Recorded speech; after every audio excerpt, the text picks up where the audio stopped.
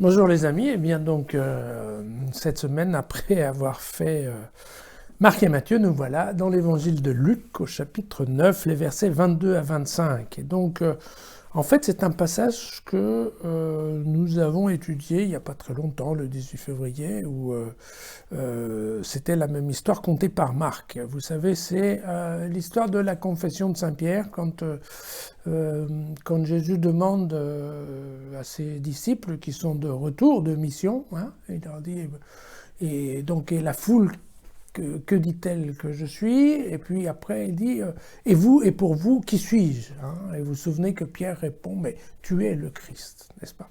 Alors, c'est exactement à la suite de cela que Jésus dit aux disciples, écoutez, c'est très bien, mais ne le dites à personne. Et puis qu'il leur annonce, en fait, il leur annonce sa passion et sa résurrection. C'est ce qu'il fait ici en disant, il faut que le Fils de l'homme souffre beaucoup, qu'il soit rejeté par les anciens, les grands prêtres et les scribes, donc le Sanhédrin, n'est-ce pas, qu'il soit mis à mort et que le troisième jour, il ressuscite. Voilà. Puis il dit à tous, si quelqu'un veut venir à ma suite, qu'il se renie lui-même, vous savez, je vous en ai parlé, qu'il se renie lui-même et prenne sa croix chaque jour et qu'il me suive.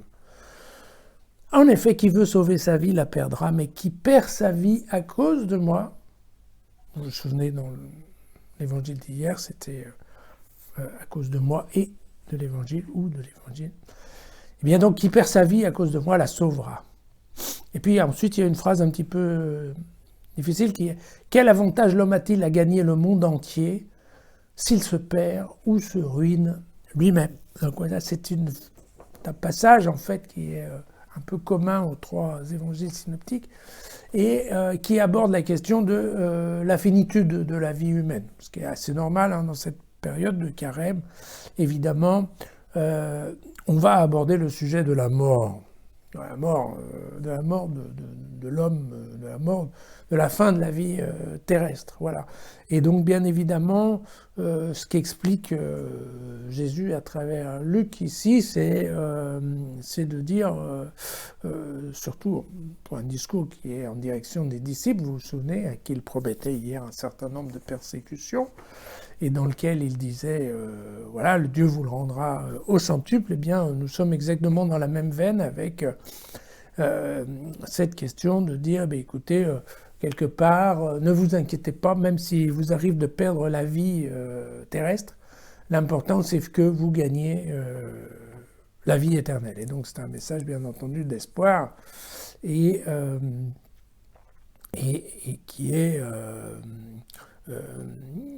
assez direct en fait, puisqu'il leur dit bien, mais quel avantage auriez-vous à proclamer dans le monde entier l'évangile et la bonne nouvelle si c'était au risque stupidement de perdre votre vie? Non. Vous risquez peut-être de perdre votre vie terrestre, mais l'important, c'est la vie éternelle que vous allez gagner dans le royaume des cieux. Et donc, je pense que, bien sûr, nous aussi, ça doit nous faire réfléchir à notre finitude. Hein. Bien entendu, c'est ça. Et bien entendu, la foi chrétienne, c'est ça. Donc, n'allons pas... je sais bien que dans le commentaire des évangiles, très souvent, on parle de plein de petits conseils que nous donne Jésus, de plein de petites leçons de morale et aussi. Mais, ok, l'important du message, c'est surtout ça, hein, c'est, n'oublions pas, c'est ok. Il y a la finitude et après la finitude, il y a une résurrection qui se passe dans le royaume des cieux, d'accord? C'est le message de l'évangile, la bonne nouvelle, c'est cela. C'est pas autre chose. Donc en effet, cette période de carême, dans laquelle on va voir Jésus souffrir, puis mourir sur la croix et enfin ressusciter, effectivement, doit nous faire réfléchir à ça, à notre finitude, à nous qui aussi portons quelque part notre croix. Hein, il va de soi que, voilà. Voilà, c'est à la fin, il n'y a pas d'hésitation possible, il n'y a pas de doute possible, il y a bien la fin de la vie terrestre.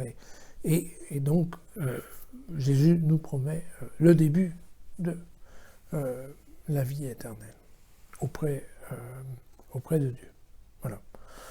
Donc je pense que, évidemment, quand je pense un peu aux disciples, vous savez, parce qu'en fait on est en train toujours dans cette histoire de message que Jésus envoie aux disciples au début de sa communauté. Les types, voilà, donc ils ne peuvent pas divorcer, ils ne peuvent pas avoir d'argent. Et puis maintenant on est en train de leur dire, en plus vous allez mourir. Bon, quand même, ça fait réfléchir, vous ne croyez pas? Bon, à demain.